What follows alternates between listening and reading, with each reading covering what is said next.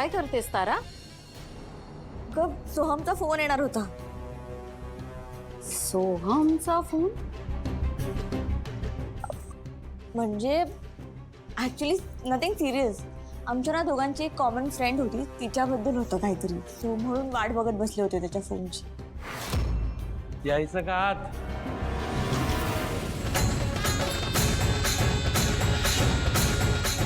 नमस्कार. नमस्कार.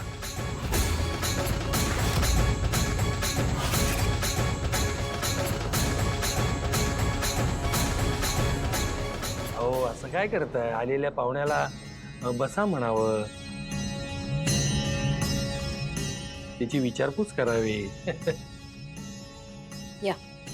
हा, या.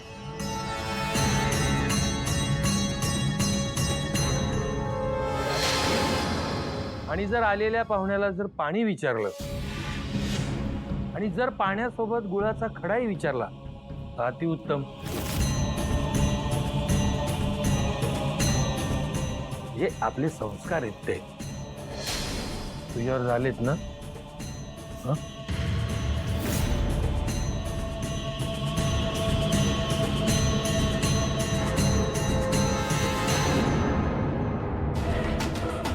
का आलात तुम्ही इथे?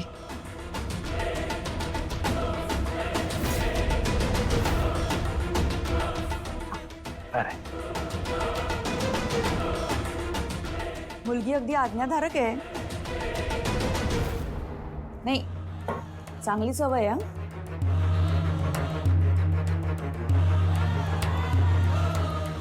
आणि असं कुणाच्याही घरी फोन न करता, अपॉइंटमेंट न घेता येऊन धडकणं हे कुठले संस्कार?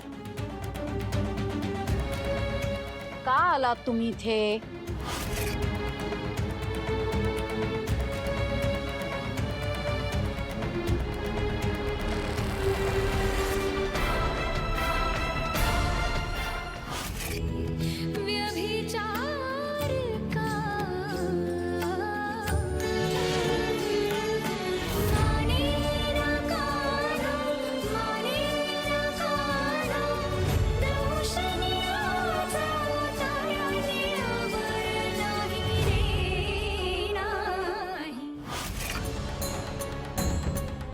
काय सुंदर आवाज आहे तुमच्या लेकीचा. म्हणजे डोळे बंद करून ऐकलं ना.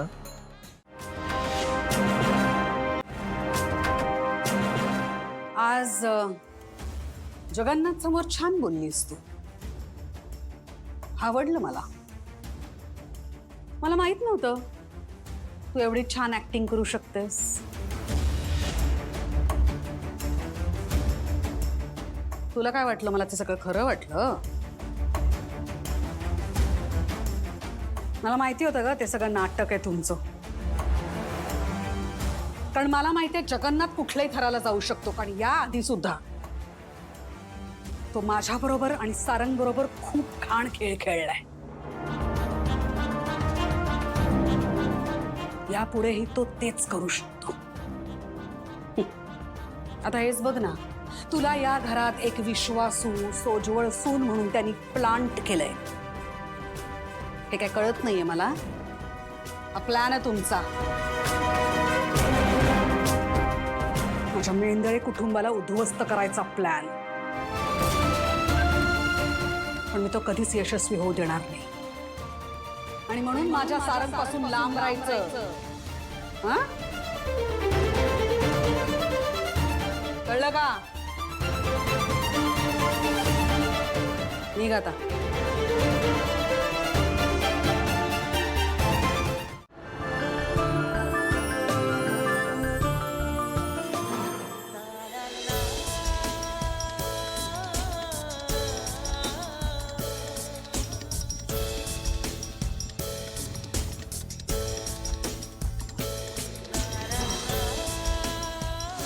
Sorry.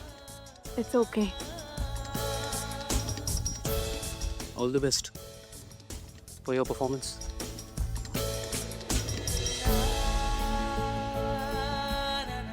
थँक्यू.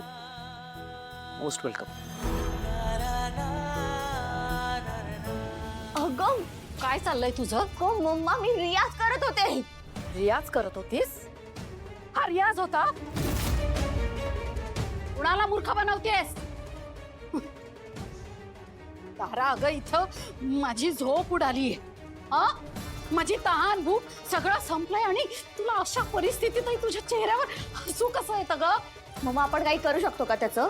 हा, त्या जगन्नाथने मेहेंदळे कुटुंबाला पण नाही सोडलंय, मग आपण वझे आहोत. वझे. आणि मी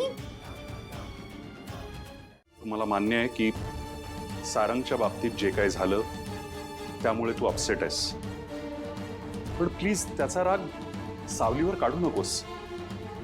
तिचा काहीही दोष नाहीये यामध्ये. आणि जेवढा मी तुला ओळखतो तिलोत्तमा, तुलाही माणसांची चांगलीच पारख आहे. तू फक्त एकदा सावलीवर विश्वास ठेवून बघ. माझी खात्री आहे सावली तुझा विश्वास सार्थ ठरवेल. जगन्नाथनी जे काय केलं ते सूडबुद्धीनं केलं, पण त्यातही एक गोष्ट मात्र सत्य बोलला जगन्नाथ. सावली सारंगच्या उत्कर्षाला कारणीभूत ठरणार याची मला पूर्ण खात्री आहे. तुझ्या घरात परीस आलाय, परीस, ज्याच्या स्पर्शानं दगडाचं सुद्धा सोनं होतं. तुझ्या मुलाच्या आयुष्यात येऊन सावली खरंच त्याच्या पाठीशी सावलीसारखी उभी राहणार आहे. त्याच्यावर येणारं प्रत्येक संकट आधी ती अंगावर घेणार आहे. खरंच वाटतं तुम्हाला असं?